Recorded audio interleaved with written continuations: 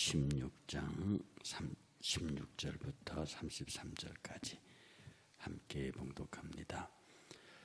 16절 지혜를 얻는 것이 금을 얻는 것보다 얼마나 나은고 명철을 얻는 것이 은을 얻는 것보다 더욱 나으니라.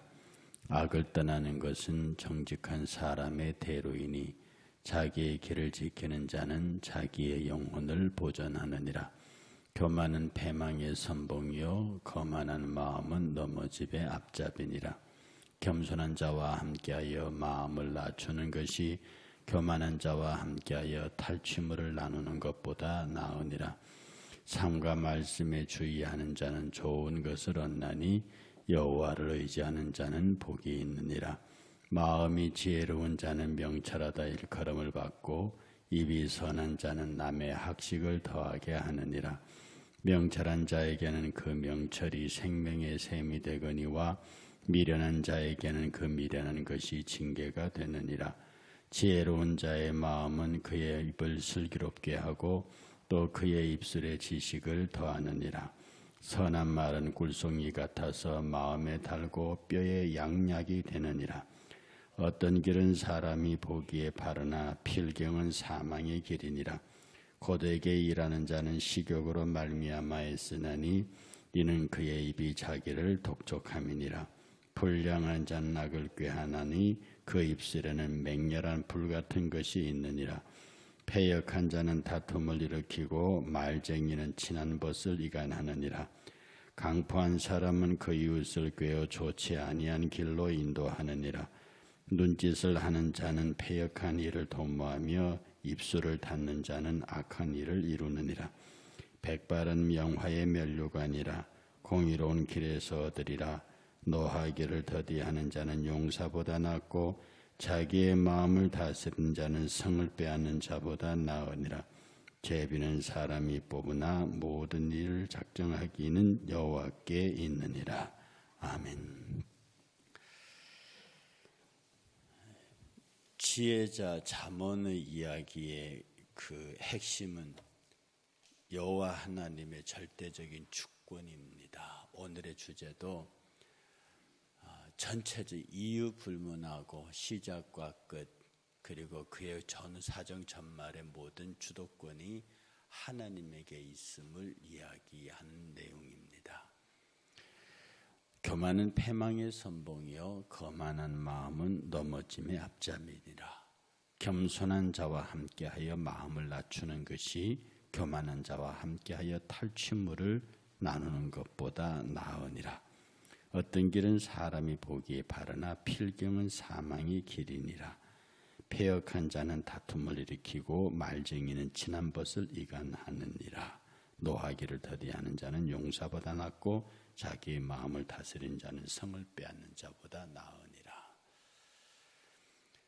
우리가 여기서 교만하다고 하는 말, 거만하다고 하는 말은 우리가 이해하는 막 뻐기고 자랑하고 남을 업수히 여기고 물론 이게 당연히 교만한 거지요. 그러나 지혜자가 말하는 교만은 하나님을 대항하여 서 있는 모습, 또 하나님의 뜻이 무엇인지를 구별하지 못하고 천방지축처럼 뛰어다니는 모습, 이런 것을 일러서 무슨 표현을 쓰냐면 교만한 자, 거만한 자란 뜻을 씁니다. 하나님의 주도권을 인정하지 않고 자기 마음대로 하는 사람, 그 다음에 하나님의 뜻을 전혀 분별하지 못하는 사람. 열왕기하 1장에 보면요, 아합 왕이 죽고 아합 왕이 죽은 다음에 그의 아들 아하시야가 북이스라엘의 왕이 됩니다. 근데 이 아합 왕의 아들 아하시야가 2년밖에 왕위에 못 있는데 난간에서 떨어져요. 그렇게 난간에서 떨어져서 병드니까 이 바보 같은 사람이 자기가 죽을지 살지를 자기 나라의 선지자에게 묻지 아니하고 이방인의 신 바알세붑에게 가서 묻습니다. 자기 신하를 시켜서 내가 여기서 떨어져서 죽게 생겼는데 내가 죽을지 살지를 알아오라. 그래서 바알세붑이라고 하는 우상에게 물으러 보내니까 하나님의 사자가 디셉 사람 엘리야에게 찾아옵니다. 여호와께서 말씀하시기를 아니 이스라엘에 여호와가 없어서 신이 없어서 바알세붑에게 가느냐. 너는 그 침상에서 일어나지 못하고 죽으리라. 그렇게 얘기하라고 엘리야에게 하나님의 사자가 갑니다. 그 엘리야의 사자가 가다 길에서 이 여호사밧의 그 신하들을 만나요. 그 만나서 그 얘기를 그대로 했다. 그랬더니 나중에 이 사람들이 왕에게 가서 우리가 길에서 어떤 사람을 만났는데 그 사람이 말하기를 당신이 그 침상에서 내려오지 못하고 죽는다 합디다. 어떻게 생겼더냐? 예, 가죽옷을 입고 띠를 띠고 뭐 쭉 설명을 합니다. 그가 말하기를 그가 엘리야다. 가서 엘리야를 데려오라. 그런데 이 여호사밧이 엘리야를 데리러 갈 때요, 정말로 예를 갖추어서 정말 자기가 그렇게 엄청난 여호와께 묻지 아니하고 바알세붑에게 사람을 보낸 그 일을 저지르는 것 때문에 지금 이 일이 사단이 벌어졌는데, 이제는 그럼 내가 엘리야에게 묻겠다라고 해서 엘리야를 청하러 보내는데 정중한 사신을 보내는 게 아니라 군대를 보냅니다. 50부장을 보내요. 50명의 병력이 달린 50부장을 보내서 쉽게 말해서 잡아와라 이렇게 된 거죠. 그래서 그 50부장도 와서 이렇게 겸손하게 한 게 아니라 왕의 명이 떨어졌으니 당신을 체포하겠소 뭐 이런 식으로 얘기를 한 겁니다. 그러니까 엘리야가 말하기를 내가 여호와의 사심을 가리켜 맹세할진데 내가 하나님의 사람이면 너는 죽을 것이다. 그 말이 떨어진가 무섭게 그 50부장과 50명이 한꺼번에 그 자리에 죽습니다. 이 소식을 들은 이 소식을 들은 아합이 두 번째로 50부장을 보냅니다. 근데 이 두 번째 50부장도 자기 병이 50명과 함께 와서 앞에 50부장과 똑같이 하는 거예요. 왕의 명령을 가져왔으니 당신을 체포한다. 그러니까 똑같은 방법으로 내가 하나님의 사람이면 너는 죽는다. 말이 떨어지기가 무섭게 그 50부장과 50명이 죽습니다. 아합이 다시 50부장을 보냅니다. 똑같은 명령을 가지고요. 그런데 그 세 번째 50부장은 엘리야에게 와서 이렇게 말합니다. 셋째 50부장이 올라가서 여호와 앞에 이르러 그의 무릎을 꿇어 엎드려 간구하여 이르되 하나님의 사람이여 원하건대 나의 생명과 당신의 종인 50명의 생명을 당신은 귀히 보소서. 이렇게 말합니다. 이미 이 사람은 앞에 50부장 둘과 그 병력이 다 죽었다는 사실을 알고 왔지요. 그런데 그 앞에서 무릎을 꿇고 아뢰서 우리를 살려주십시오. 우리는 왕의 명령을 받고 왔으나 왕의 명령보다 당신의 처분이 더 소중합니다. 그때 엘리야의 사자가 하나님의 여호와의 사자가 엘리야에게 말해요. 따라가라. 그를 두려워하지 말고 따라가라. 그래서 이 50부장이 그리고 그의 50명의 병력이 살아납니다. 조금 그 이야기 뒤로 가면요, 나만 이야기가 나와요. 나만이 문둥병에서 났습니다. 사람들은 다 거기에 주목하거든요. 그런데 더 읽어보면 나만이 그 문둥병에서 나와서 너무 좋아서요, 내가 이제는 다른 신들 이외에는 결코 제사하지 않겠습니다. 어떤 경우에도 내가 오직 여호와에게만 제사를 지내겠습니다. 이렇게 말하는 까지는 좋았는데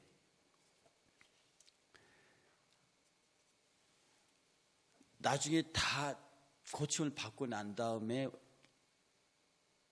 앞에 나와서 이렇게 말합니다. 오직 한 가지 내가 당신에게 청할 일이 있는데 내 주인이 림몬의 신당에서 제사합니다.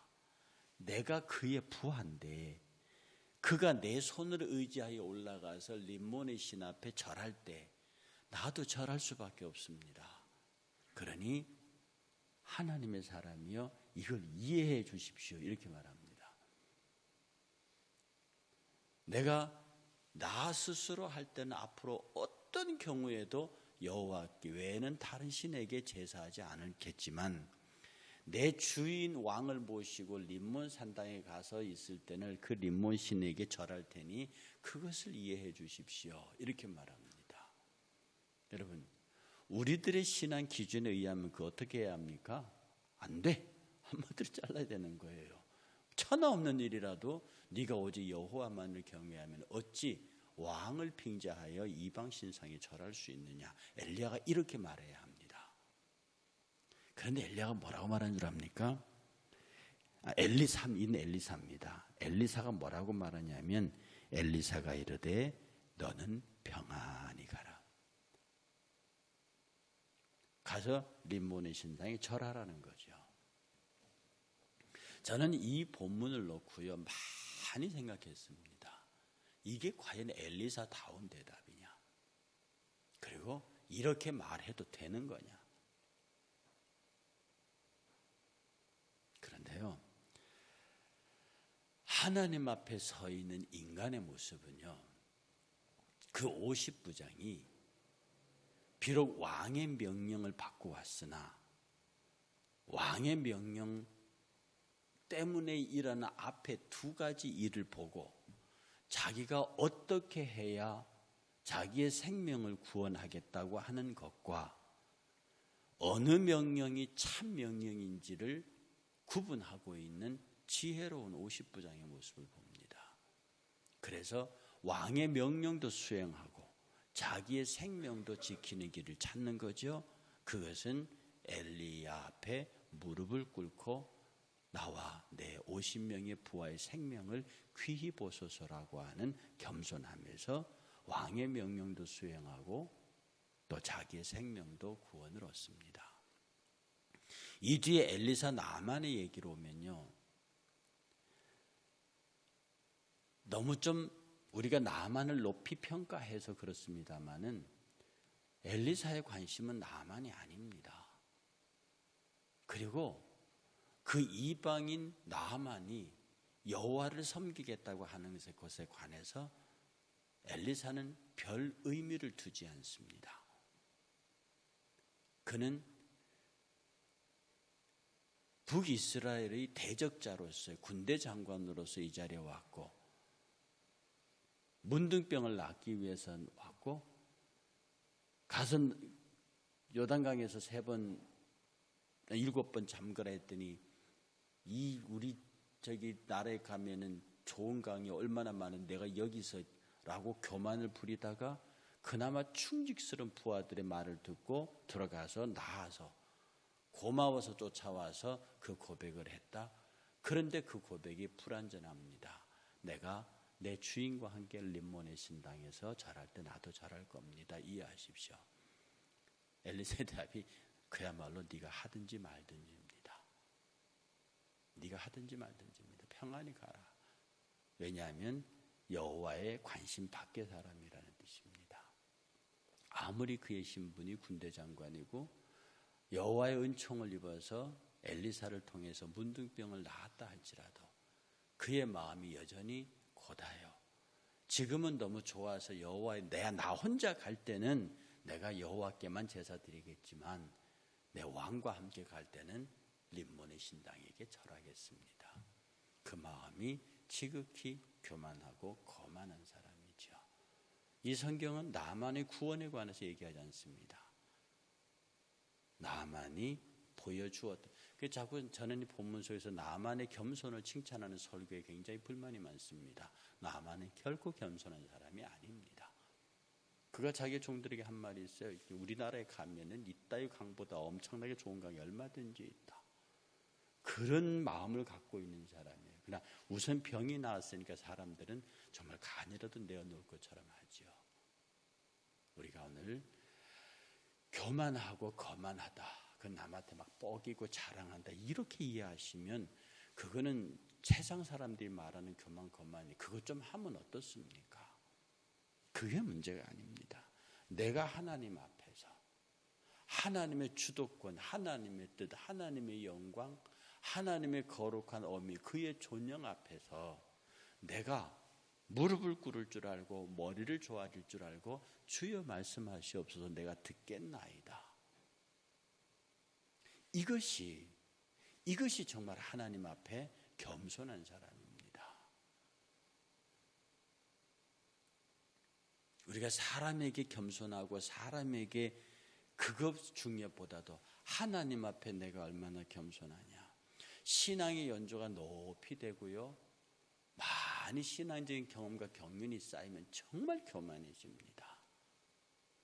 차라리 예수 믿은 지 얼마 안 되고 신앙의 연조와 영적 깊이가 없는 사람들은요, 몰라서 두려워서라도 겸손하거든요. 그런데 어느 수준에 올라가고 좀 어느 정도 되면 하나님의 뜻과 자기를 일치시켜 버립니다. 중요한 것은 하나님이 나를 일치시켜야 하는데, 내가 하나님과 일치시키면 내 말이 곧 하나님의 말이요, 내 뜻이 곧 하나님의 뜻이요, 내가 하는 건 잘못이 없고요. 이렇게 해서 나를 스스로 의롭다, 경건하다, 깨끗하다, 완전하다고 말하는 것. 그리고 거기에 근거해서 내가 교회 안에서 사람들을 섬기고 사람들에게 봉사하는 것. 이런 것이 교만입니다. 겸손은 하나님 앞에서는 눈물로 우는 것이요, 형제들 앞에서는 나보다 그들 낮게 여기는 것이요, 세상 사람들 앞에서는 감히 그들이 상대하지 못하도록 그리스도인의 모습을 보여주는 것이 겸손이라 그랬습니다. 교만은 뭡니까? 하나님 앞에서 울지 않는 겁니다. 성도들을 자기 아래로 두고 말하는 사람입니다. 그리고 세상에서는 비굴한 사람입니다. 우리가 곰곰이 이 생각을 하면서, 하나님 오늘 하루도 교만은 패망의 선봉이요 거만한 마음은 넘어집의 앞잡이다. 이 말씀을 여러분이 깊이 생각하시고, 오직 내가 맡은 본분, 내가 맡은 일에서 하나님의 뜻이 무엇인가를 겸손하게 묻고 정말로 내 형제를 섬기고 주의 모든 일 잘 행하고, 그리고 내가 나중에 주님 배울 때 상 받게 하소서.